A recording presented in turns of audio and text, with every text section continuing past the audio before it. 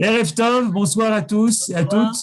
On se retrouve donc Parashat Nasso. On va essayer les Nassot de s'élever grâce au cours du Rav Ackerman, cours hebdomadaire pour Midreshet Yehuda Manitou. Et ce soir, on a une demande, Lélu Nishmat, Albert Avraham Ben Allegra et Daisy Rachel Bat Mathilde. Voilà, Be'atzlacha, tous les Chayalim et pour l'Am Israël, Bezrat Hashem. Albert Avraham Ben Shalom. qui Allegra. Ben Shalom ou Allegra, décidez. Allegra. Allegra, d'accord. Et aussi Daisy Rachel Bat, et cette semaine c'est d'après la fin des 11 mois. Et aussi les Kamuna Bat Rachel, qui sont Kavois. Et ce qui est aussi le plus important, c'est les refouas de tous les Psuim Sheniftseu par les Mehablim Ishmaelim ces 2 dernières semaines, que ce soit dans les villes ou que ce soit par les roquettes, par les tirs de roquettes, et dans les villes ou en dehors des villes. Et aussi les Nishmatam, Nikmat Damam, des Juifs qui ont été tués à Kiddush Hashem cette semaine. Amen. Et voilà. Donc, on va, si vous voulez, on va commencer le shiur. Et bien entendu, vu qu'on est dans une période tout à fait spéciale, d'ailleurs, ça fait en gros 1 an et demi qu'on est dans une période tout à fait spéciale. On se demande quand est-ce que ça va s'arrêter et comment ça va s'arrêter. Je ne crois pas tellement, comme on dit les Passantins, que c'est le feu de ce soir qui va faire que ça va vraiment s'arrêter complètement. Mais Bezrat Hashem, qu'on soit au Se Nekama Bagoyim Tochechot Baleumim, qu'on puisse se venger de nos ennemis et faire la justice et que la justice apparaisse. Et je crois que si on peut espérer quelque chose, parce que on se demande toujours ce que tout ça, qu'est-ce que Akadosh Baruch Hu nous veut, il y a une maladie du peuple juif, de l'État du peuple d'Israël, en tout cas, depuis on pourrait dire 40 ans, en gros, depuis les accords d'Oslo, et ça avait en fait commencé déjà avant. Je me souviens au moment de la guerre du Liban, quand il y avait Sabra et Shatila, où c'était déjà comme ça. Et Manitou appelait ça le fait de prendre la morale chrétienne comme une morale juive, c'est-à-dire la morale d'avoir pitié et d'aimer les ennemis. Je pense toujours au slogan des accords d'Oslo qui était Shalom Osemi Moevim, un slogan mensonger qui disait qu'on fait la paix avec les ennemis, et c'est absolument faux. On fait la paix avec des gens qui sont prêts à faire la paix avec nous, qui sont prêts à devenir nos amis, et pas avec des ennemis. Et ce problème, c'est le problème de l'Occident qui, depuis maintenant, en tout cas dans son influence sur la mentalité israélienne, malheureusement, c'est le fait de penser que parce que l'Occident est devenu séculaire, c'est-à-dire qu'il a rejeté le christianisme en tant que religion, il a rejeté les fondements de la morale chrétienne, et en fait, il ne les a pas du tout rejetés. C'est les principes de la morale chrétienne, d'aimer l'ennemi et non pas d'aimer l'ami. Et comme vous savez, on le cite souvent, même vous avez cité les paroles que disent nos sages à propos de Shaoul, Kol hamerachem ala achzarim, sofo sheitachzer ala rachmanim. Tout celui qui a la pitié des ennemis, il finira par être cruel avec les rachmanim, ceux qui sont au contraire miséricordieux. Et on parle des Juifs, et on a vu suffisamment de choses comme ça ces dernières semaines, qu'il y a quelque chose qui ne va pas là-dedans et quelque chose qu'il faut absolument corriger. Je ne rappellerai que les paroles malheureuses du Mafkal de la Mishnah, du chef de la police, et on se dit que si le chef de la police il pense comme ça, il est capable de dire ce qu'il dit, alors quel genre d'ordre il peut donner à ses policiers pour défendre les tzadikim et les rachmanim, les Juifs qui sont là, et pour être capable d'avoir la fermeté qu'il faut contre les Rechaïm et les Achazarim, ceux qui sont cruels. Et Yohan t'a rajouté, c'est le com, et je voulais le dire aussi, tu m'as devancé, absolument, je pensais aussi un exemple édifiant de quelque chose qui ne va pas du tout dans la mentalité. Malheureusement, c'est le fruit d'années de matraquage idéologique. Et le temps est arrivé aussi, d'abord pour nous, d'essayer de faire ce qu'on peut pour contrer ça, et ensuite d'espérer que grâce à ce qui se passe en ce moment, que le bien qui sort, c'est que on pourrait dire la santé, la bonne santé du peuple juif, et on le voit que le peuple juif dans son ensemble, ou dans sa grande majorité, est en bonne santé. De ce point de vue-là, comprendra qu'il faut faire une différence complète entre le peuple juif et entre les goïms, entre les Arabes qui sont nos ennemis et le peuple juif qui sont notre peuple, et aussi être capable de faire cette distinction entre ceux qui veulent nous tuer et ceux qui sont capables de vouloir être nos amis, ceux qui sont prêts à être nos associés, ceux qui sont avec nous. Alors, Bezrat Hashem Uva Letzion Goel, que la Géoula, qu'on voit les pas de la Géoula avancer, si Dieu veut. Et dans le cours, je ferai encore allusion à un point important sur la paracha qui peut être relié aussi avec l'actualité brûlante, c'est le cas de le dire, de tous les jours en ce moment. Alors, je vais tout de suite ouvrir le texte de la paracha. L'inauguration du temple. Alors, tout d'abord, je vais vous préciser les choses. Et cette dernière partie, c'est que quand on a inauguré le Mishkan, vous vous souvenez, le premier Nissan de la deuxième année. C'est-à-dire, on est sorti d'Égypte, on a reçu la Torah, ensuite il y a eu toute l'histoire de la faute du veau d'or, et ensuite, le lendemain, à partir de Yom Kippour, on a construit le Mishkan qui a été inauguré donc 1 an après la sortie d'Égypte, en gros, au premier Nissan de la deuxième année, il y a eu Chanukhat Mishkan, l'inauguration du Mishkan. Maintenant, cette inauguration, si je vous demandais combien de temps elle a duré, tout le monde me dirait une journée ou bien 7 jours de Milouim avant et une journée après. Mais en fait, c'est pas vrai. Elle a duré aussi 12 jours. Pourquoi? Parce que les 12 princes d'Israël, les 12 princes des 12 tribus ont chacun amené une offrande en l'honneur de l'inauguration du 1er Nissan jusqu'au 12 Nissan pour tous les gens, surtout chez les Sfaradim, qui ont l'habitude de lire Parashat Nissim du 1er au 12 Nissan, quand ils vont au Beth Knesset à la synagogue. Vous savez très bien que pendant ces 12 jours, il y a eu l'inauguration de chaque jour une autre tribu et un autre prince. Alors, plusieurs questions. D'abord, la première question, c'est des questions que j'ai l'habitude de poser, c'est des questions sur la structure. Et on revient à une histoire, j'en pose souvent, de En Mugdam ou Mouchar Batorah, des problèmes de chronologie. Regardez, le premier pasuk de Bamidbar, on va lire ensemble. Vaïdaber Adonai el Moshe Bamidbar Sinai, Boel Moed, Bechad la Chodesh Hasheni Bashana Shenit, Letzeta Meret Mitzrayim Lemor. Et après ça, on nous dit, Seuet Rosh Kol Adat Ben Israël Mishpochotam, Levet Avotam, le Mispar Shemot, Kol Zachar le Gulgelotam. En gros, les comptes et l'organisation du camp d'Israël a été ordonnée le premier Iyar, c'est-à-dire que le premier jour du deuxième mois de la deuxième année de la sortie d'Égypte. Donc 30 jours, un mois après l'inauguration du temple. Vous me suivez? C'est-à-dire toute la parashat Bamidbar et toute la première partie de parashat Nasso, tout ça, leur date, ça s'est fait à partir du premier Iyar de la deuxième année. Maintenant, l'inauguration du Mishkan avec la parashat des Nissim, donc ces princes, c'est fait un mois avant. Et c'est raconté à la fin de notre paracha. Vous me suivez? J'espère s'il y a quelque chose qui n'est pas clair, vous posez la question. Mais je pense que c'est clair. C'est-à-dire qu'il y a un flashback. C'est-à-dire une fois qu'on nous a raconté toute l'organisation du camp d'Israël, c'est-à-dire on revient en arrière à l'inauguration du temple, c'est-à-dire qui était un mois avant et qui, si déjà on avait voulu nous le raconter, à sa place. On aurait pu la raconter à la fin du livre de Shemot, on l'a étudié, et encore mieux dans la paracha de Shmini, qui est la paracha qui nous raconte l'inauguration du Mishkan. Vous avez compris la question? C'est-à-dire on est ici dans un décalage chronologique qui est frappant. La deuxième question, c'est la question que j'ai posée maintenant. Ça, c'est pour les gens qui lisent, vous verrez. Pour ceux qui vont le lire et ou qui vont l'entendre plutôt au Beth Knesset, on répète 12 fois la même chose. On dit le premier jour, le Nassi, c'était Nachshon ben Aminadab, et il a amené Karat Kesef Echad Shloshim Umea Mishkala, Mizrak Echad Kesef, Shivim Shekel Beshekel Kodesh Nemelim. C'est-à-dire, tout le monde le connaît par cœur, en tout cas ceux qui lisent la Torah, parce que c'est répété 12 fois. Alors, pourquoi à chaque Nassi, on répète exactement la même offrande? C'est une question, et d'autant plus que ça, on ne le lira pas, on lira peut-être la première, c'est la première. À la fin, on nous dit Zot Chanukhat Mishkan, et voici, et ils ont apporté en tout, et on nous fait de nouveau le compte multiplié par 12, c'est-à-dire à Sarah Zahav, si on avait 10 pesants d'or, on nous dit ça fait en tout et pour tout 120 pesants d'or. Vous imaginez bien, tout le monde est capable de calculer ce genre de choses. On nous dit ce qu'ils ont fait en tout et pour tout. Vraiment, a priori, ça n'a pas de sens.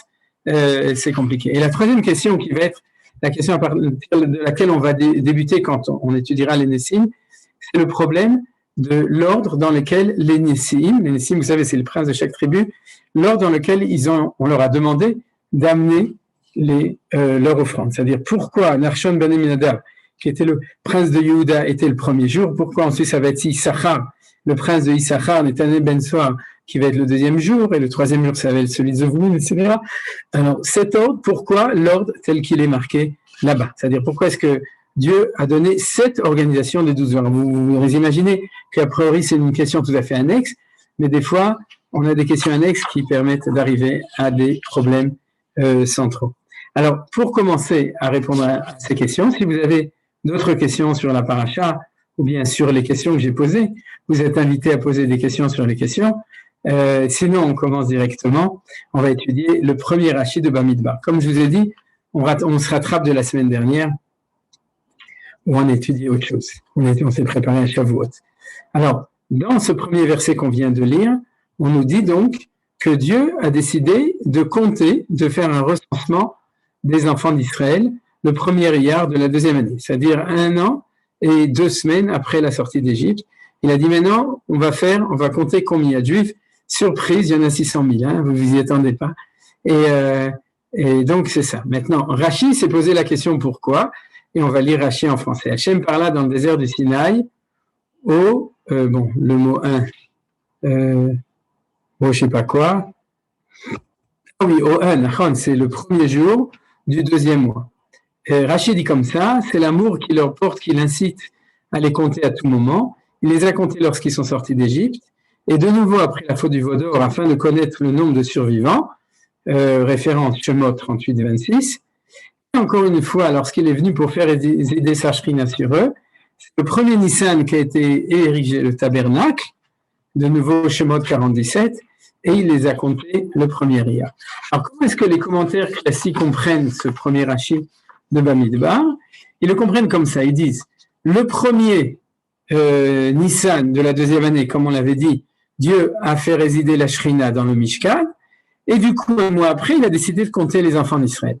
Et là-dessus, par exemple, le Siftei Chachamim, les commentaires sur Rashi disent, si c'est comme ça, pourquoi ça lui a pris 1 mois pour décider de compter les enfants d'Israël? S'il voulait les compter parce qu'il les aime au moment où on inaugure le Mishkan, alors fais le compte 1 semaine avant, ou fais-le 2 semaines avant, ou au même moment. Ça, vous comprenez d'ailleurs, le plus logique, ce serait un peu avant.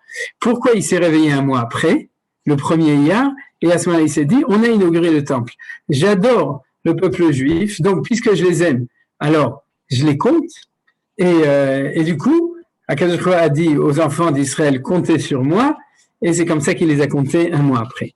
La réponse que je vais vous proposer aujourd'hui, qui est en fin de compte le sujet central de toute notre étude sur tout le livre de Bamidbar, c'est de vous proposer, comme je l'ai fait à propos des autres livres, quand on a étudié le livre de Shemot, on l'a vu un petit peu moins parce que c'est plus évident, c'est le livre de la sortie d'Égypte. Le livre de Vaïkra, c'est évident, c'est le livre du Mikdash, c'est-à-dire de la sainteté du temple, et on a vu plein de choses à propos de ça.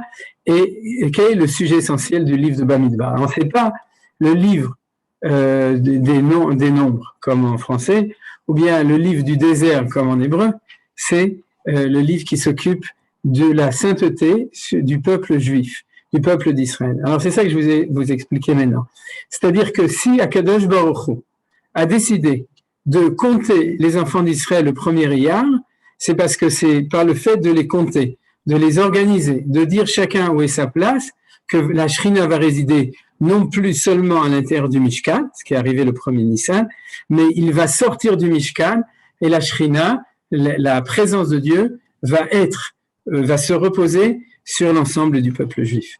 Vous avez compris? C'est-à-dire que le livre de Vaïkra, c'est celui qui s'occupe de la Shrina, de la présence de Dieu, dans le Mikdash, à l'intérieur du temple, à l'intérieur du Mishkan.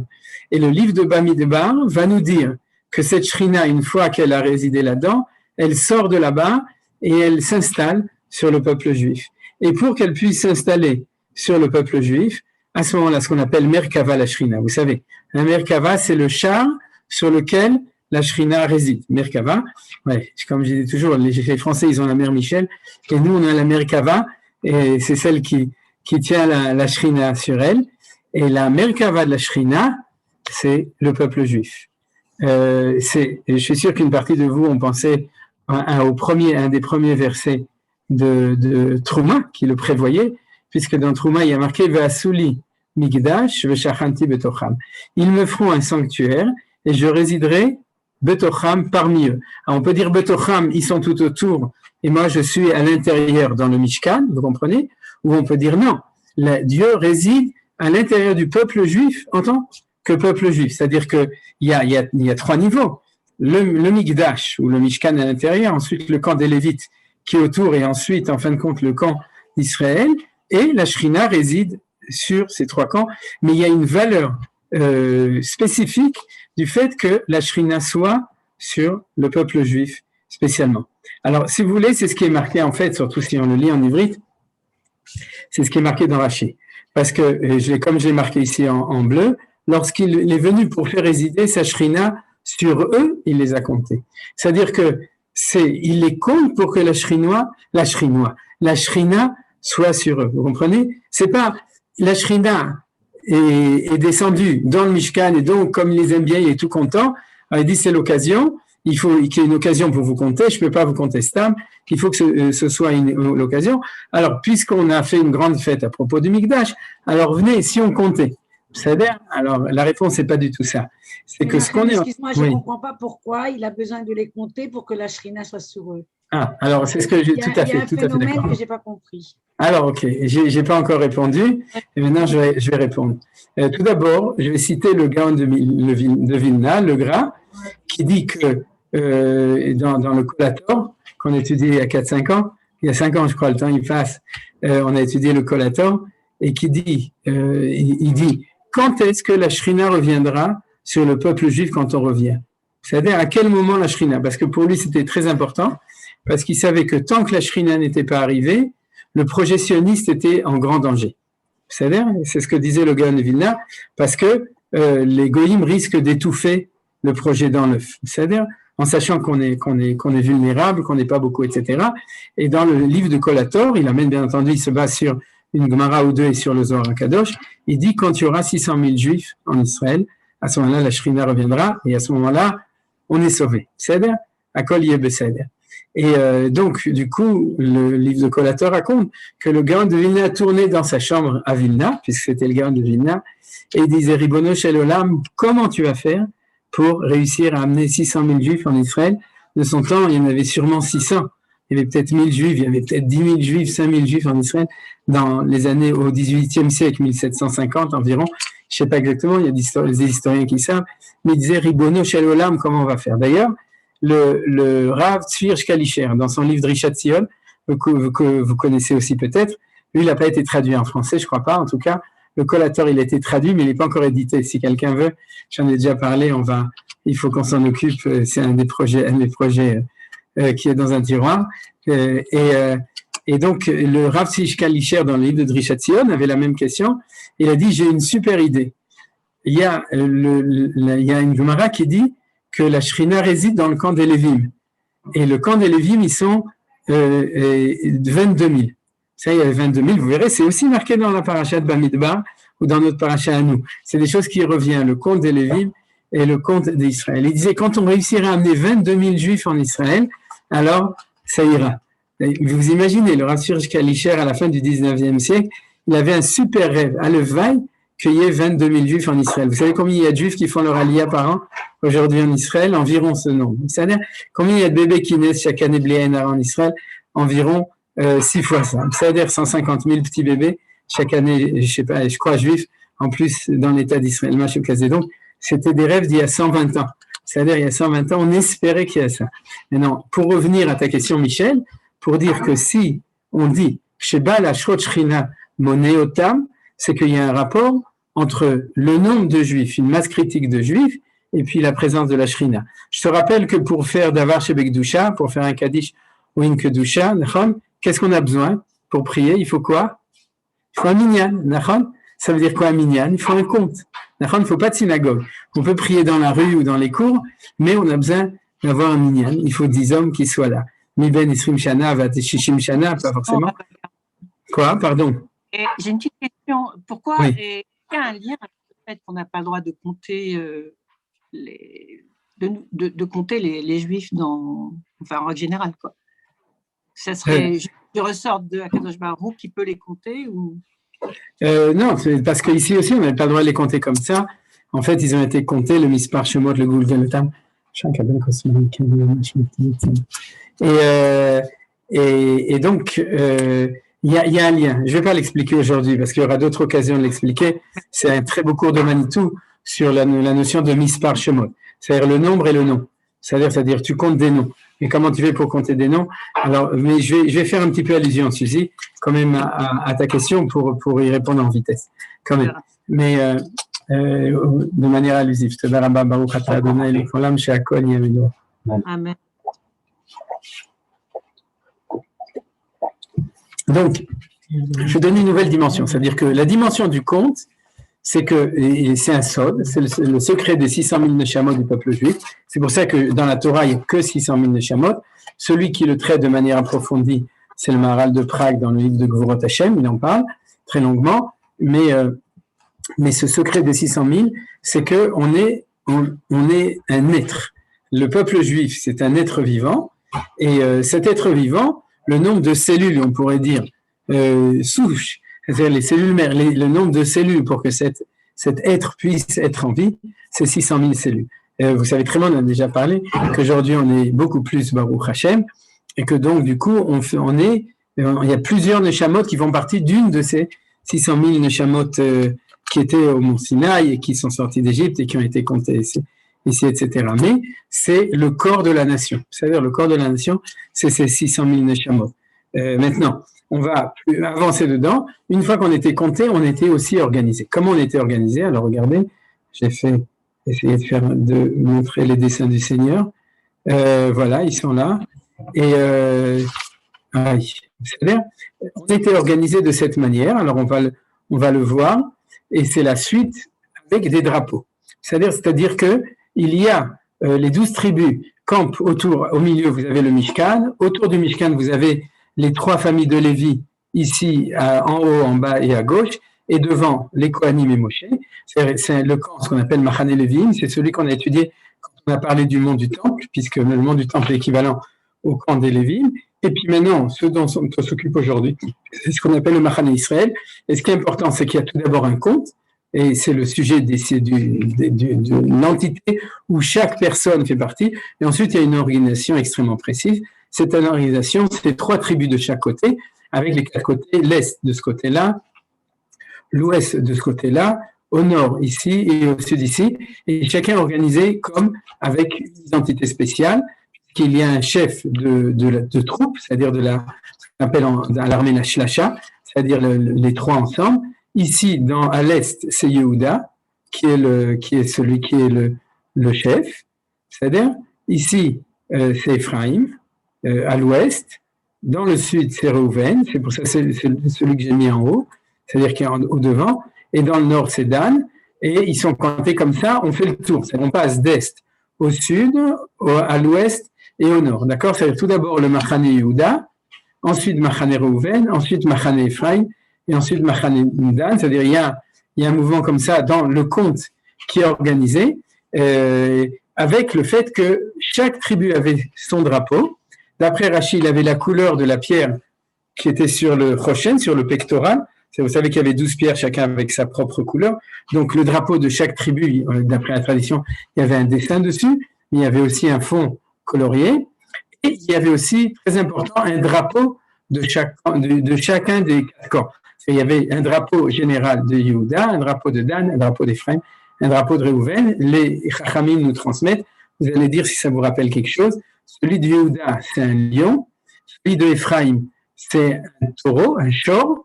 Celui de Reuven, c'est un homme, Adam.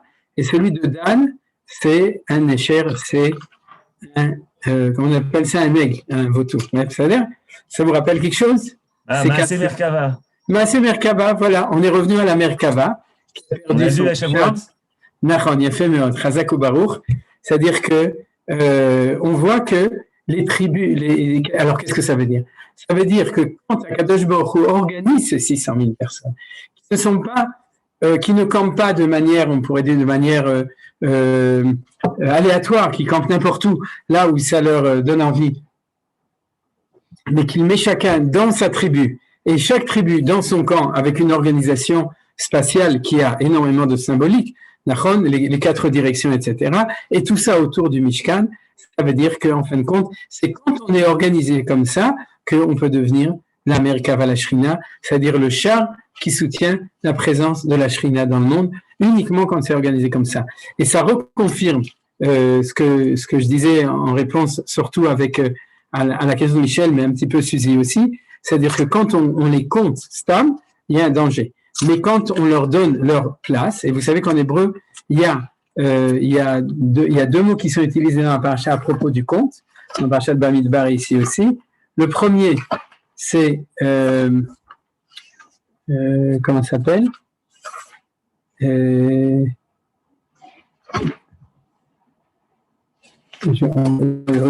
début. Il y a 2. Il y a Nassau, il y a le fait de Nassau, Seou et Kol Bnei Israël, et le deuxième, Yosef, tu as raison, Lifkod, et Pakod et Bnei Israël, etc.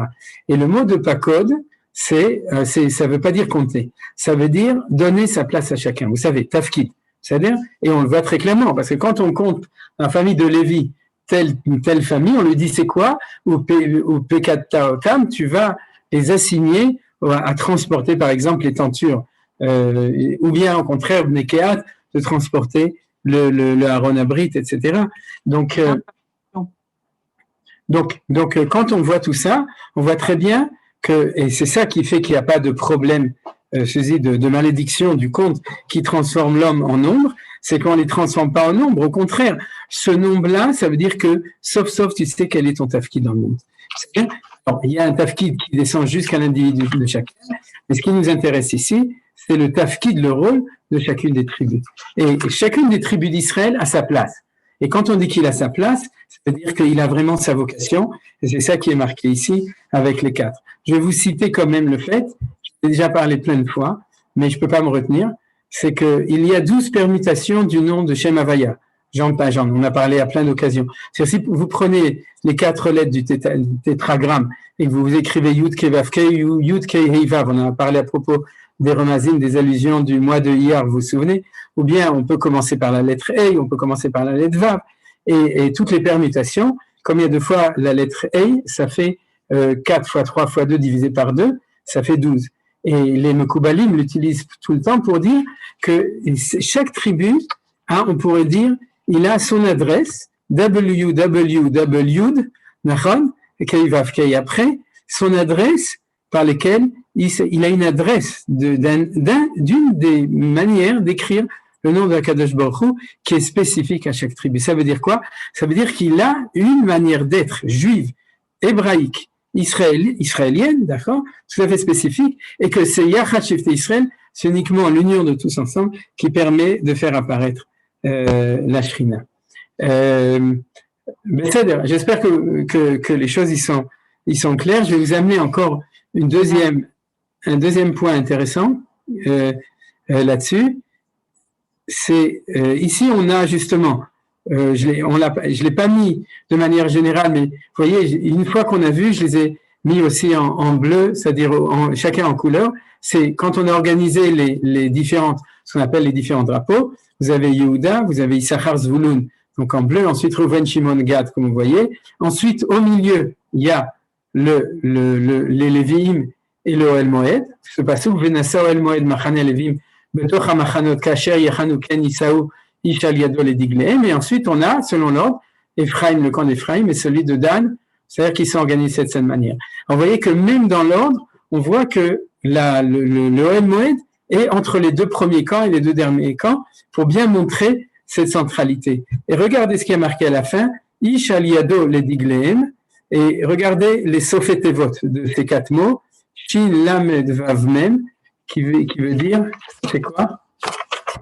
Shalom. C'est-à-dire, vous voyez, c'est-à-dire que quand Ish, chaque personne Aliado à sa place, les Diglehem selon leur drapeau, c'est-à-dire si chacun se trouve à sa place, c'est-à-dire connaît son identité familiale, tribale, et donc et par rapport autour du Mishkan, à ce moment-là, alors il y a une shalom, parce que je vous rappelle que en ivrite, en la Shana Kodesh, contrairement aux autres langues, où on parle de pis, de pax, etc., le mot en latin ou en grec qui est païs, les faïes, c'est-à-dire en hébreu, qui est devenu en hébreu, mais en ivrite, shalom, ça vient de shlemut.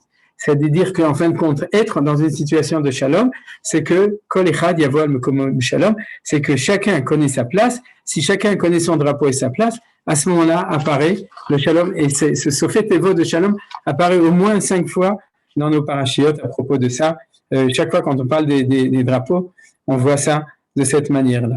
Mais alors, si on conclut cette première partie de notre étude, c'est-à-dire, si on la conclut, on se rend compte en fin de compte d'un point qui est extrêmement important. C'est que il y a en fin de compte, premièrement, deux choses. Premièrement, qu'il y a une finalité de Akadosh Baruch Hu de ne pas laisser la sainteté ou la shrina dans la synagogue, vous comprenez, ou dans le Beth Midrash, ou dans le Mikdash. C'est-à-dire que le but de Akadosh Baruch Hu, c'est de réussir le vrai, on pourrait dire le vrai projet, c'est que à partir du moment où il y a sainteté, où il y a présence de Dieu à l'intérieur du Mikdash et du Mishkan, c'est que il n'y ait pas Mavdil ben Kodesh lechol, séparation entre la politique et la religion. C'est-à-dire à la synagogue, c'est à l'oratoire, on est religieux, comme disait Pasteur, et au laboratoire, c'est-à-dire on s'occupe du monde et de la science, etc. C'est la même chose, c'est-à-dire que la nation d'Israël, ça va être le politique, et puis à l'intérieur, il y aura le camp des Lévim qui, eux, sont contraires, le camp des gens qui sont dans la sainteté, dans la vocation de religion, et à l'intérieur encore plus, il y aura le Mikdash. Non, pas du tout. Une fois que la Shrina est descendue à l'intérieur du Beth Mikdash, la volonté de Akadosh Baruch Hu, c'est de la permettre de s'étendre dans tout le peuple juif. Et pourquoi c'est tellement important? Parce que comme j'ai dit à propos de l'enseignement du Gaon de Vilna, bien entendu, notre rôle à nous, aujourd'hui en Israël, c'est exactement la même chose. C'est-à-dire, ce n'est pas de laisser on pourrait dire la sainteté là où il y a la religion, dans les synagogues et dans les Beth Midrashot, mais de réussir ce projet à réussir à ce que la Kedusha, à ce que la Shrina soit sur le peuple juif et que le peuple juif soit le support de la Shrina, en sachant que ce qui est au centre de tout ça, c'est le Beth Amikdash, d'accord? C'est pas la Knesset ou la maison du président ou le Beth Aram, la maison culturelle du Moshav. C'est-à-dire, c'est vraiment de cette manière, avec le fait qu'au centre, on a le Mishkan, mais en fin de compte, on devient Mamlechet Kohanim Begoy Kadosh, on devient la nation sur laquelle la présence de Kadosh Baruch Hu réside, et c'est ça ce que la Torah nous raconte. Donc vous voyez que, en fin de compte, c'est un sujet d'actualité. Parce que même si toutes ces précisions de compte et d'organisation ne sont pas réalisées de nos jours de cette manière-là, ils sont d'une certaine manière réalisés, on l'avait étudié à propos du Yom Yerushalayim, c'était pas cette année mais les années d'avant, en expliquant que Yerushalayim c'est le Machane Israël, c'est-à-dire le camp d'Israël, des 12 tribus avec les drapeaux, c'est Yerushalayim, qui est autour d'ailleurs du Beth Amikdash, Harim, ça vive là, de tous les côtés, Bezrat Hashem, y compris du côté Est, et ce qu'on appelle la Jérusalem Est, ça fait partie aussi des conditions de la Shrina, qui est des Juifs de tous les côtés, au nord, au sud, etc.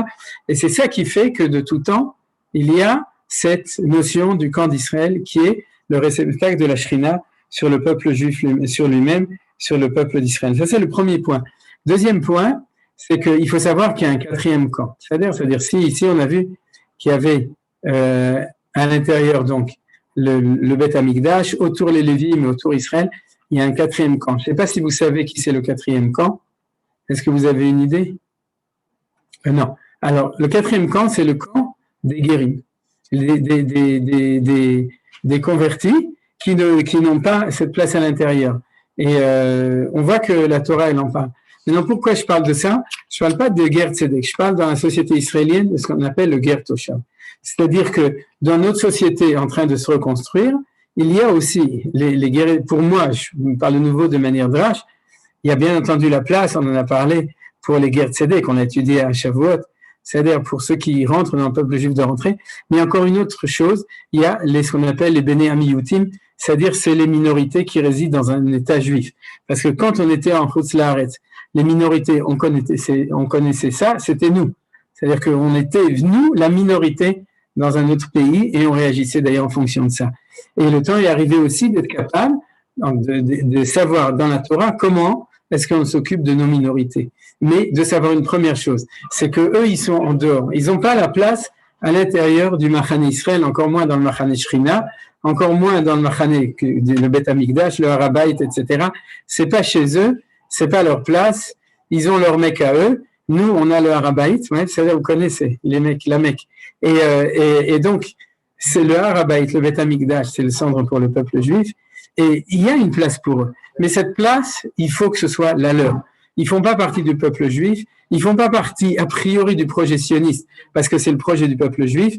Et tous ces bilboulim, c'est ça que je voulais parler à propos de l'actualité.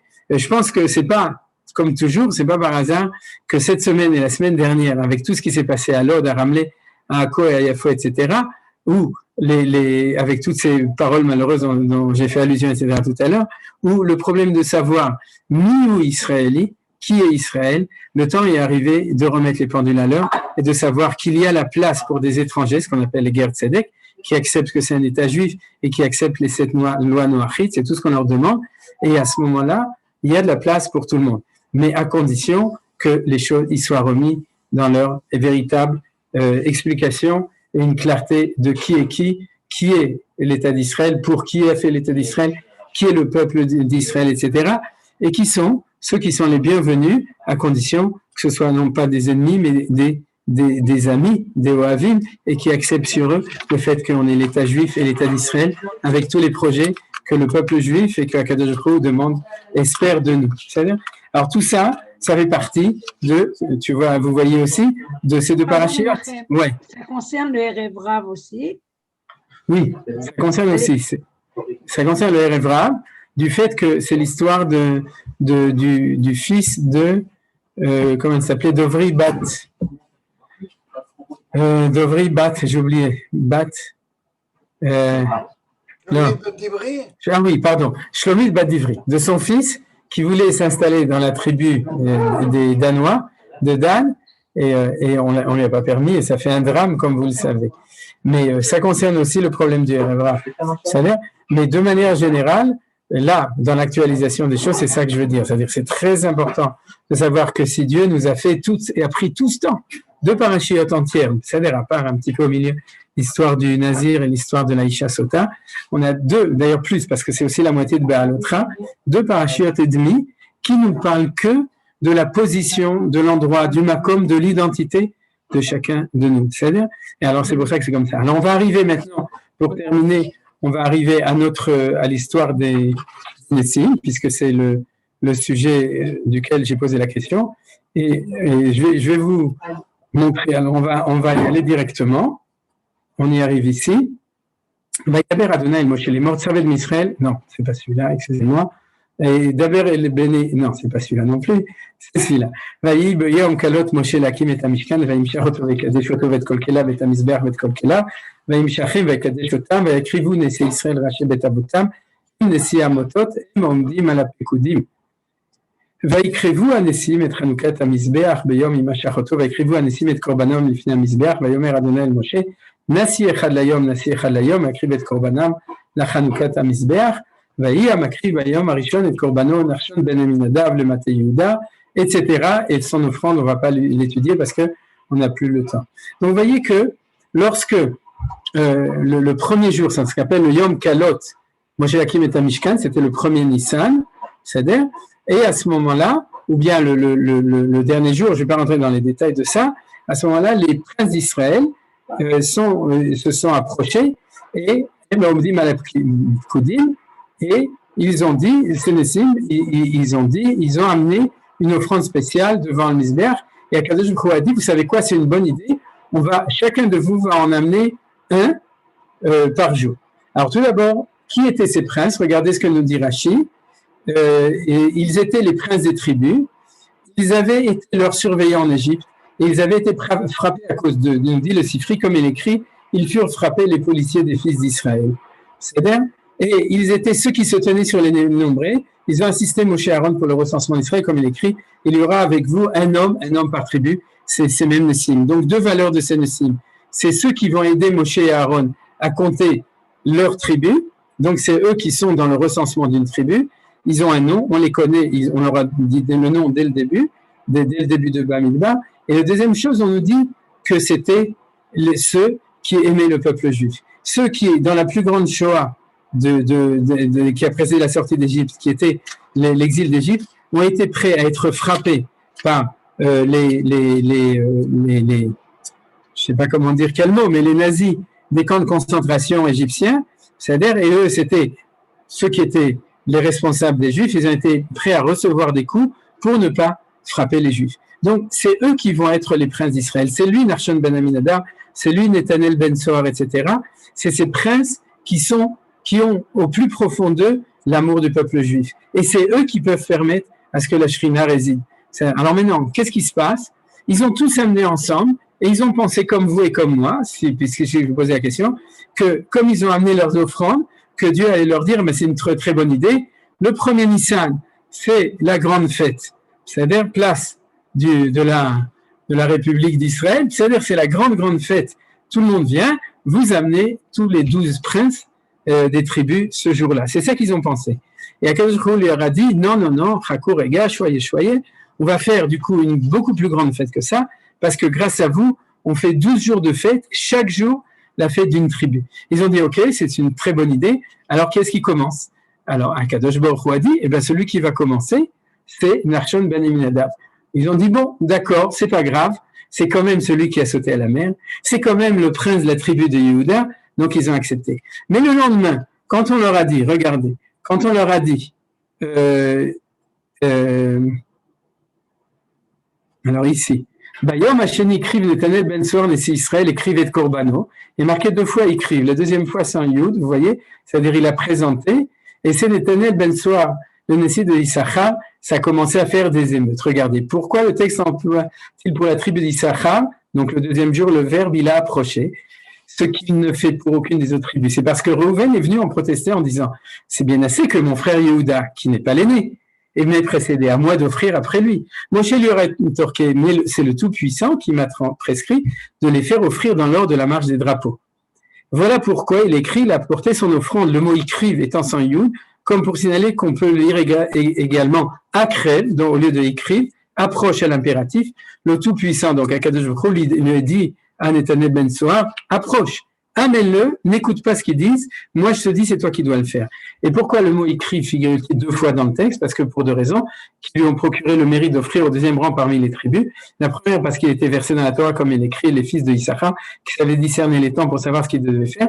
Et deuxième explication, au nom de Rabbi Moshe Adarshad, que dit Rashi, c'est que c'est lui qui a eu l'idée de dire à tous les princes, venez, on va offrir une offrande tout à fait spéciale. Donc puisque c'est lui qui a eu l'idée, on le met après Yehuda. Mais ça vous semble un petit peu une discussion bizarre. Pourquoi la discussion est comme ça?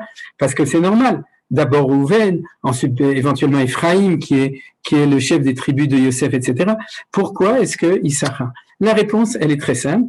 Si vous regardez l'ordre des offrandes, c'est exactement l'ordre géographique des tribus selon les 4 camps. C'est-à-dire qu'on commence par le camp de Yehuda, dans lequel il y a Issachar et Zevulun. Donc c'est pour ça qu'il y a d'abord Issachar et Zevulun.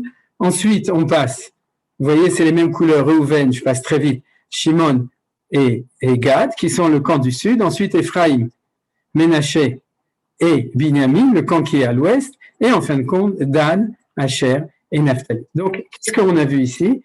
C'est que, je explique les mots, c'est que la chronologie des princes, des tribus, au moment de l'inauguration du Mishkan, qui était entre le 1er et le 12 Nissan, correspond à l'organisation géographique des tribus en tant que drapeaux qui sont le support de la Shrina, qui était fait le 1er Iyar, c'est-à-dire 1 mois après. Vous comprenez? Alors pourquoi est-ce qu'il y a eu ce balagan que nous raconte Rashi? C'est évident. Parce que quand Dieu leur a dit, non seulement vous allez le faire en 12 jours, j'espère que vous suivez, mais que dans ces 12 jours, vous allez le faire selon l'ordre des dégalim, des drapeaux, ils ont dit Shohada. C'est quoi ces dégalim? On ne connaît pas. Pourquoi? Parce que ça va être 1 mois plus tard que le peuple juif va apprendre qu'il est capable d'être le support de la Shrina, mais à condition de n'être non seulement 600 000, mais d'être organisé selon la pluralité des 12 identités des 12 tribus d'Israël. C'est-à-dire qu'il y a un espace géographique de l'identité d'Israël et que cet espace géographique va correspondre au temps chronologique de l'inauguration des 12 tribus. Vous m'avez suivi? Or, comme il ne le savait pas, c'est pour ça que ça fait du balagan, que Rouven, il est venu le deuxième jour et il a dit, mais pourquoi c'est pas moi? Et Dieu lui a dit, c'est marqué dans Rashi, mais c'est selon l'ordre d'Edgalim. Et comme il a dit, l'ordre d'Edgalim, je connais pas, et pour cause, puisque ça a été ordonné un mois après. Alors, on va finir donc par répondre à la question de la chronologie. La question de la chronologie, elle est très claire. Dans le livre de Vaïkra, on nous parle de la Shrina dans le Mikdash. Dans le livre de Bamidbar, on nous parle de la Shrina sur le peuple juif. Et quand les princes des tribus ont participé à l'inauguration du temple le premier Nissan, Dieu leur a permis de participer selon l'identité de la Shrina à l'intérieur du peuple juif et pas à l'intérieur du Mishkan. C'est comme s'ils étaient représentants, les ambassadeurs de la Shrina dans le camp d'Israël au moment de l'inauguration du temple un mois avant. Vous m'avez suivi, hein, j'espère, vous avez compris. Et puisque c'est comme ça, cette histoire ne peut pas être dans le livre de Vaïkra. Cette histoire doit être dans le livre de Bamidbar, CQFD. Ce qu'on a dit, c'est qu'il se trouve maintenant. Une fois que le camp a été organisé, on nous raconte, puisque, comme Manitou le disait, le nom de Dieu, Shem Havaya, c'est Aya Ove Veye, il était, il est, il sera, et que au niveau de la Torah, la chronologie temporelle est importante, mais c'est pas le principe le plus haut. C'est-à-dire que peut apparaître un mois avant, au premier Nissan, une valeur qui est celle de la Shrina sur le peuple juif, qui n'apparaîtra réellement qu'un mois après. Mais comme elle peut exister en potentiel, quand les Nessim viennent à ce moment-là, alors Dieu leur dit c'est ok, vous allez faire 12 jours selon l'ordre d'Edgalim des drapeaux. Alors, pour tout ça, ça va expliquer pourquoi est-ce que la Torah va nous donner 3 aliyot, en gros, 2 ou 3 aliyot, où chaque jour on nous dit, ce jour-là, celui qui a amené, vous comprenez, c'est le dernier de la 12 tribus, le dernier, c'est celui-là, c'était Naphtali au 12e jour. Et pourquoi on nous raconte toujours la même chose? Parce que la vie, elle est faite comme ça. Parce que même si tous les gens dans le monde font les mêmes gestes souvent, on fait tous la même Amida, on lit tous les mêmes mots, mais aux yeux de Akadosh Baruch Hu, ma Amida et ta Amida, c'est pas la même Mida. C'est pas du tout la même chose. Parce que quand c'est moi qui prie, c'est moi qui prie. Et quand c'est toi qui prie, c'est toi qui prie, et c'est toi que Dieu regarde, c'est pas ta prière. Il te regarde toi en train de prier à Kadosh Baruch Hu. Et lorsque Naphtali amène son korban, bien qu'il amène le même, parce que toutes les tribus sont égales devant Dieu, mais ce qu'il amène, c'est le drapeau de Naphtali. C'est l'endroit spécifique de Naphtali au nord, c'est-à-dire du côté nord, et le troisième des 3 tribus du nord, qui correspond au pied de la Shrina, qui est celui de l'aigle, Besséder, etc., et qui correspond à une identité spécifique. Et cette identité, elle est stigmatisée par le Nassi. C'est-à-dire, et c'est pour ça que les Nassiim ont compté aussi. Vous vous souvenez ce qu'a dit Rashi? Parce que le Nassi, le drapeau, c'est l'identité collective d'une tribu. Et si chaque tribu a son identité spécifique, alors chaque tribu a son drapeau et chaque tribu a son Nassi. Nassi, on l'avait déjà vu, c'est son roi. C'est-à-dire son dirigeant et quelqu'un qui représente cette identité-là. Et c'est pour ça qu'on le répète 12 fois. C'est pas du tout inutile. C'est pour nous apprendre ça. C'est pour comprendre que chaque jour, lorsqu'un des Nassim avait amené, alors il fallait rajouter encore une valeur de la présence de Dieu dans le monde qui était unique, qui ne peut pas être remplacée par une autre tribu, une certaine permutation du nom de Akadosh Baruch Hu, un certain drapeau, et c'est que quand les 12 ensembles vont être terminés, que la présence de Akadosh Baruch Hu, en fin de compte, va se révéler. Et regardez, surprise, vous voyez, tout d'abord, Souk 84, Zot Hanoukat à Misbeach, c'est ça l'inauguration du Misbeach, et le dernier verset de la paracha, celui qui, après, par exemple, lisez celui-là, le compte de tout ce qu'ils ont amené. Alors, à la fin, on a fait le compte et c'est fini. Non, pas du tout. Un verset extraordinaire. Moshe Elohel Moed, et Daberito, Vaishma et Akol, Midaber Elav, Mealakaporet, Asher Alaron Aidut, Mi Ben Shnakruvim, Vaidaber Elav. C'est-à-dire que la réussite de ces 12 jours d'inauguration, c'est qu'on nous raconte que la Shrina est apparue et que Akadosh Baruch Hu a parlé à Moshe. Ça nous rappelle un verset. Le premier Rashi de Vaïkra qui nous dit comme ça, Vaïkra el Moshe vedeber elav moel les morts. Et Rashi dit en disant, les morts, ça veut dire quoi? Va leur dire des paroles sévères. C'est à cause de vous qu'il me parle. Il se trouve que jamais, pendant les 38 années qu'Israël a passé dans le désert après avoir été rejeté à cause de la faute des explorateurs, la parole de Hachem ne s'est adressée exclusivement à Moshe. Comme il écrit, ce fut quand on prit fin, tous les hommes de la guerre pour mourir, suivi de Hachem me parlant en disant, comme pour marquer que ce n'est qu'à ce moment-là qu'il m'a adressé la parole. C'est-à-dire que le peuple juif n'est pas là pour servir le temple est là pour permettre à Dieu de résider dans le peuple juif, et que si Akadosh Baruch Hu parle à Moshe, c'est parce que le peuple juif réside tout autour de manière organisée, et que la Shrina peut résider sur le peuple juif entier, et que Dieu aime le peuple juif, et Dieu veut que la Shrina réside sur le peuple juif. Alors, pour terminer, je vais vous montrer un petit dessin que j'ai fait il y a quelques années. Une partie des gens l'ont déjà vu, mais la plupart, j'imagine, pas encore. C'est que j'avais fait un autre shiur qui était aussi lié à ça. Dans le fond, il y a un drapeau par tribu, d'accord ? Il y a aussi un drapeau par machane, c'est-à-dire il y a 4 machanot. Il devrait aussi y avoir un drapeau qui fait la synthèse de tous les drapeaux. Le drapeau d'Israël, vous êtes d'accord ? Donc on va regarder le drapeau d'Israël, il est ici. Vous le connaissez ? Vous l'avez déjà vu ? C'est-à-dire, vous le voyez ici ? C'est-à-dire, ça c'est le drapeau d'Israël, vous le connaissez. Et mon chidouche, c'est que dans le drapeau d'Israël tel que Herzl l'a inventé, il avait un petit peu sans doute de Ruach HaKodesh, peut-être beaucoup même. Si le gris ne veut pas partir, c'est pas grave. Voilà. Dans le drapeau d'Israël, on a 2 lignes en haut et en bas, et on a un Magen David au milieu. Enfin, vous voyez. C'est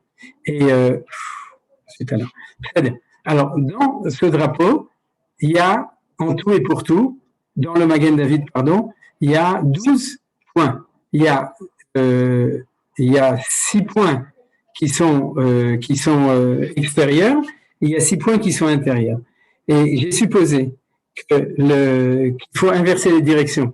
C'est-à-dire, les directions ne sont pas l'est à droite et l'ouest à gauche, etc., mais il faut mettre l'est en haut, l'ouest en bas, le sud à droite et le nord à gauche, pour voir que l'organisation est exactement comme il faut. Pourquoi ? Parce que les 2 tribus, les 2 drapeaux les plus importants, c'est-à-dire les 2 groupes les plus importants, c'est Yehuda à l'est et c'est Ephraim, c'est-à-dire Ephraim ou Yosef. C'est-à-dire Yehuda, c'est de ce côté, et Yosef.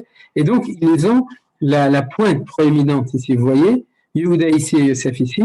Et sur la droite, alors il a Yehuda devant avec Issachar et Zvulun ici, Yosef ici avec Ménaché et Binyamin ici. Ici, vous avez Reuven avec Shimon et Gad. Et ici, vous avez Dan avec Naphtali et Asher. Et bien entendu, au milieu du Magen David, vous avez la Shrina. Et vous avez les 2 directions qui sont, je l'avais appelé à l'époque, Mashiach ben David qui est du côté de Yehuda, c'est la ligne bleue qui est ici. Et vous avez Mashiach ben Yosef qui est du côté de Yosef ici. Et c'est la ligne de bleu qui sont ici, qui nous rappelle qu'il y a 2 Meshichim, 13 Meshichim, celui de Yosef et de Yehuda qui sont les 2 lignes. Et tout le peuple juif, avec ses drapeaux, est organisé tout autour, avec la Shrina qui se trouve au milieu. Donc, avec tout ça, pour terminer, pour dire que ce qu'on a étudié aujourd'hui, c'est que vraiment, le peuple juif dans la paracha a besoin d'être lui-même. Pour être lui-même, il doit connaître sa place. Chacun doit connaître sa place. Et dans l'harmonie de tout ça, alors apparaît le peuple juif, l'État d'Israël, le drapeau d'Israël, et Bezrat Hashem, la présence de Akadosh Baruch Hu, qui nous protège, qui nous fait une kippa Zav au-dessus de la kippa de Barzel. Il y a d'abord la kippa de Zav de Akadosh Baruch Hu, ensuite la kippa de Barzel, ensuite la kippa Sruga. Chacun il a sa kippa, mais ce qui est important, c'est de savoir que chacun sa couleur, et que Bezrat Hashem, on soit zoré de voir la délivrance de notre tsarot dans ce moment, et de la Géoula Shlema, et que cette tsarot nous permet d'avancer vers la Géoula Shlema Bemera. Amen. Amen, Toda Rabba. On demande où est-ce qu'on peut retrouver le cours sur le site de Midreshet Yehuda Manitou. Vous aurez le cours. Ce soir, il sera mis en ligne. Donc, j'espère que demain matin, vous le verrez déjà là-bas. Et sur le groupe aussi WhatsApp, il sera mis. S'il y a des questions, Mechavod. Magnifique. Merci beaucoup. J'ai posé 2 questions sur le chat. Alors, redis-les parce que je n'arrive pas à lire le chat pendant que je parle. Vas-y, Dani. Ah oui. Voilà. Ouais, alors ça veut dire que Reuven, il n'était pas content. Ça veut dire que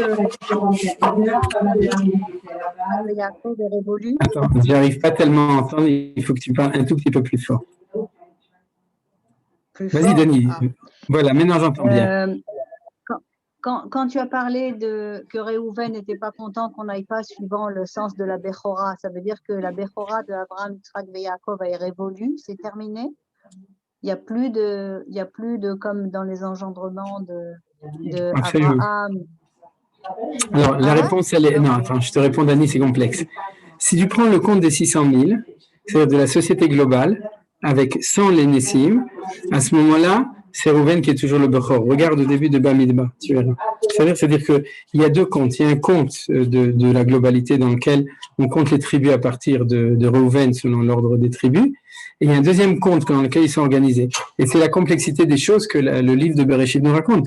Parce que dans la bénédiction que Yaakov dit à Reuven, il le destitue de la Bechora. Et Shimon aussi, etc. Et c'est Yehuda qui reçoit la Bechora en fin de compte. C'est-à-dire Yehuda et Ephraim. C'est-à-dire l'aîné de Rachel et l'aîné et pas l'aîné, le troisième, Reuven, Shimon, Lévi, Yehuda. Le quatrième de Yehuda qui va recevoir le droit d'aînesse. C'est le vrai, c'est-à-dire la direction du peuple juif, etc. Donc, en fin de compte, c'est vrai, et c'est ce que nous raconte le livre de Bereshit, que a posteriori de l'histoire, c'est pas forcément l'aîné qui va l'avoir. Mais le problème de l'aîné, c'est qu'il est jamais content. D'ailleurs, vous remarquerez quand on va arriver à Korach, que justement, qui est dans le livre de Bamidbar, qu'il y a énormément de thèmes qu'on a étudiés aujourd'hui en tant que thèmes a priori, c'est-à-dire la loi qui organise tout ça, qui vont être confrontés avec la réalité, comme chaque fois, comme la loi de la Torah va être confrontée avec la faute du veau d'or. Alors, on va avoir des problèmes sociologiques, c'est-à-dire, et entre autres, cette question, pourquoi moi, Reuven, je pourrais pas être vizir à la place du vizir. Deuxième question. On n'entend pas, Denis, ton micro n'est pas codé. Il est fermé.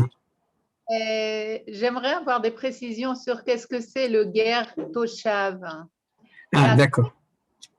Parce que finalement, on se retrouve avec des tas de guérim dans notre pays. Et qu'est-ce que la Torah? Est-ce qu'elle a une réponse pour ça? Oui, absolument. Elle a une réponse. On peut même à l'occasion faire un shiur dessus, mais qu'en ce moment, c'est sûr qu'on a des problèmes de guerre. Comme on dit à la guerre, comme à la guerre. Mais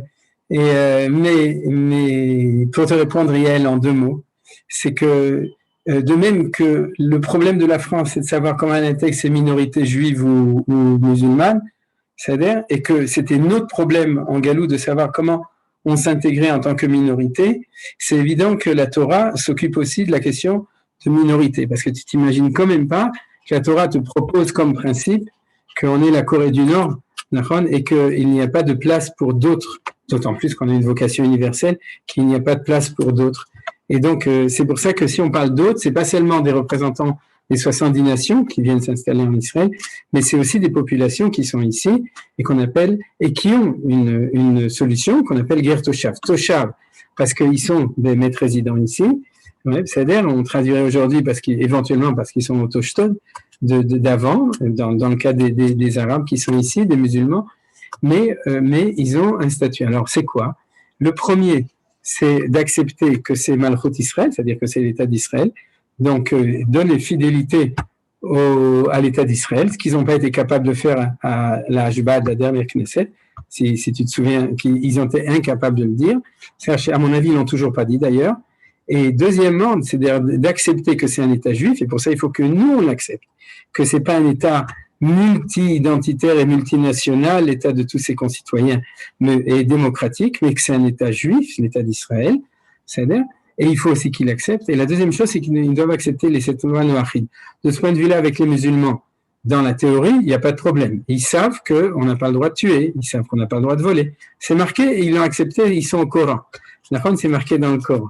Mais disons que dans le principe, au niveau théologique, un musulman, il accepte les sept lois noachides. Il a renoncé à l'idolâtrie, il accepte qu'il doit y avoir des tribunaux, il accepte qu'on n'a pas le droit de tuer, pas voler, pas de faire de Gilou Yaraleot, etc. Et en plus, on leur donne certains privilèges, ce qu'on appelle Ochel Nevelot, c'est-à-dire que ce que le circuit économique de la viande ne peut pas intégrer pour les Juifs parce que c'est pas cachère, on leur donne gratuit une fois qu'ils ont accepté tout ça.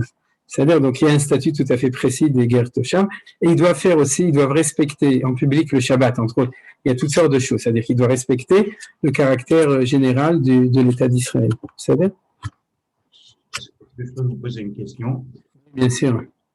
Tant que les 10 autres tribus ne reviennent pas en Israël, est-ce que l'histoire n'est pas coincée? C'est une bonne question. La réponse est comme ça. C'est que à l'époque de Jérémie, Jérémie a ramené des représentants de toutes les tribus d'Israël. Et donc, autant au niveau de la halakha que de la théologie, c'est-à-dire on considère qu'il y a dans le peuple juif des descendants de toutes les tribus d'Israël, dans ce qu'on appelle le peuple juif historique, c'est-à-dire ceux qui se connaissent comme étant descendants de la tribu de Lévi, de Binyamin et de Yehuda et Binyamin, c'est-à-dire que uniquement les 3 tribus. Mais il y a, c'est-à-dire si tu disais il n'y a pas du tout, donc comment on va faire? Alors il y a. Mais c'est vrai que dans le projet ultime, il faut qu'ils reviennent et qu'ils soient reconnus comme tribu et en quantité. C'est-à-dire, mais c'est en train de se faire. On a déjà des Bnei Ménaché, on a des Bnei Dan, puisque les Éthiopiens, les Juifs d'Éthiopie ont comme tradition qu'ils descendent de la tribu de Dan, donc il faut espérer que petit à petit ça va se faire. C'est-à-dire, ça fait partie du projet messianique. Ils vont se reconnaître et nous, on va les reconnaître. J'ai vu une fois une vidéo d'un juif qui s'occupe de ça, un juif américain. Bon, il y avait le Rav Avichai qui s'occupait de ça, Zichrono Livracha, et un juif américain. Et c'est vrai que rien n'est prouvé, mais sur les 10 tribus sur les 9 tribus qui manquent, il a réussi à en trouver 8. C'est un Naphtali quelque part, etc. Donc, et c'est des choses dont le Rav Israël aussi et le Rav Avichai s'occupaient. C'est petit à petit, c'est en train de se faire. C'est-à-dire. D'autres questions? Menachem? Oui. Shalom Malka. Manishma. Je voulais savoir s'il y a une mashmaout, une signification à la division internelle des Shvatim. C'est-à-dire le fait que Dan a été choisi pour être le premier dans son groupe à lui. Est-ce que c'est seulement parce qu'il est le premier des servantes, des Shvachot, ou est-ce qu'il y a une signification qui est plus profonde de ça? Il y a une signification beaucoup plus profonde, ça s'étudie. Absolument, parce que comme on a fait remarquer avant, c'est que le fait qu'il est le premier, ça garantit pas, puisque Rouven, c'est vrai qu'il est le chef du groupe du Sud, mais il est quand même pas le chef le plus important, il est le 3e en importance, puisqu'il y a d'abord Yehuda, ensuite Yosef, et ensuite Rouven, et ensuite Machan et Rouven, et ensuite Dan. Mais non, c'est des choses qui s'étudient. Le symbole de Dan, c'est le Nachash, Nachash, Aleorach, à Noshech Ikvesus, et on peut le comprendre quand on dit la paracha de Shimshon, c'est-à-dire que Shimshon, en fait, il faut dire comme ça, chaque tribu a une force messianique, c'est-à-dire il y a 12 forces, parce qu'il y a 12 tribus, il y a 12 identités. C'est pour ça qu'on dit aussi que quand on a passé la mer, il y a eu 12 shulim, c'est-à-dire il y avait 12 maslulim, 12 passages de la Géoula, et il y a aussi le Harizal dit que les différentes traditions, les différents Nusachim, Ashkenaz, Sfarad et Mani correspondent d'une certaine manière au Gilgulim, c'est-à-dire au développement historique des 12 manières d'être, des 12 identités possibles d'être juif. Donc, c'est évident qu'il y a 12 manières, donc il y a 12 tribus, mais il y a aussi 4 archétypes, c'est-à-dire qu'il y a 4 modèles essentiels. Et celui de Dan, ça s'étudie comme tu vois, c'est-à-dire quand on étudie Shimshon, on voit, quand on étudie aussi Dan en tant que tribu, et il y a un point important, c'est qu'il s'appelle Measef le Kol HaMachano. C'est-à-dire qu'il était le dernier et qui rassemblait. Alors c'est aussi une manière d'être le leader, c'est celui qui est toujours le dernier et qui pousse tout le monde et qui est sûr que tout le monde sera là. C'est d'ailleurs rigolo parce que je pense à ça et ça me rappelle une histoire qu'on m'avait racontée que quand les jeunes sont arrivés d'Éthiopie, on dit qu'Éthiopie c'est Dan, et qu'à un moment à Givat Washington, il y avait des jeunes et on leur a dit maintenant vous allez faire une course. Et le madrich commence à courir et puis il se rend compte qu'il est tout seul, il se retourne et il voit que celui qui courait le plus vite, au lieu de courir le plus vite, il s'était mis derrière celui qui courait le moins vite et il le poussait. Alors, c'est quelque chose qu'on raconte sur les choses avec lesquelles les Juifs sont arrivés d'Éthiopie. C'est le Kol HaMachanot. C'est qu'aujourd'hui où j'ai réussi à faire le lien entre ces deux choses-là. Ah, Ken, Sizi.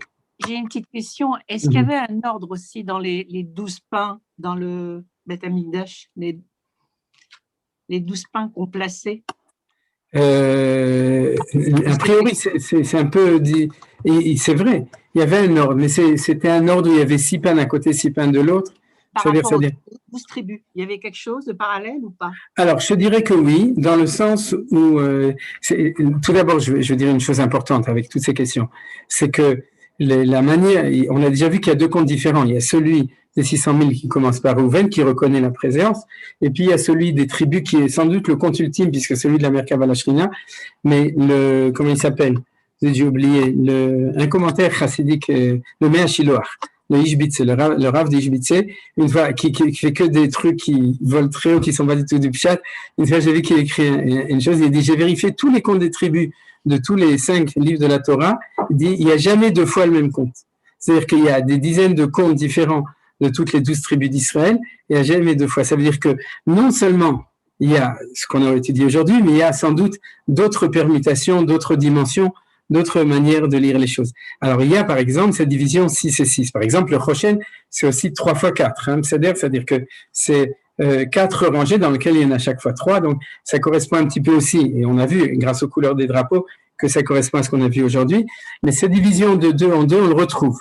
Et dans les pains, on le retrouve dans les 2 pierres qu'avait le Kohen Gadol ici avec les noms, et on le retrouve quand il y a eu la bénédiction, qui était sur le mont Grizim et le mont Eival, où il y avait 6 tribus d'un côté et 6 tribus de l'autre. Et en gros, Al-Pi Asod, c'est la division de Yosef et de Yehuda. C'est-à-dire qu'il y a 6 tribus qui correspondent au côté Yosef et 6 tribus qui correspondent au côté Yehuda. Derech Hagav, dans le dessin que je vous ai montré des tribus, il faut faire une diagonale comme ça au milieu. C'est-à-dire que vous avez l'est et le sud qui sont de Rachel ou de Yehuda, et le nord et l'ouest qui sont du côté de Léa. En gros, c'est comme ça que ça s'organise. Ça va? Donc, ça fonctionne. Ken, autre שאלות? Top. Eh bien, s'il n'y a plus de questions, encore une question. Dani. Oui. Dans le temple aussi, il y avait un ordre pour les tribus, non? Pour les représentants. À quel moment? Je ne me souviens plus. Peut-être, mais il y avait des choses. Dans le temple, quand on rentrait dans les cours du temple, il n'y avait pas aussi un ordre d'après les tribus? J'ai pas de mémoire de ça. Dire au deuxième temple, c'était pas possible parce qu'il y avait plus de 12 tribus. Et au premier temple, ce serait dans la description du temple de Shlomo HaMelech. J'ai pas souvenir de ça. C'est-à-dire peut-être qu'il y a, mais je me souviens pas. Top. Ok, Besséder. Alors, Shabbat Shalom à tout le monde et Toda Rabba pour l'attention et Bezrat Hashem, que le srout de notre limoud soit pour les Am Israël, Kulo et les Shuat Israël. Amen. Shabbat Shalom. Amen. Amen. Shabbat Shalom. Shabbat Shalom. Shabbat Shalom.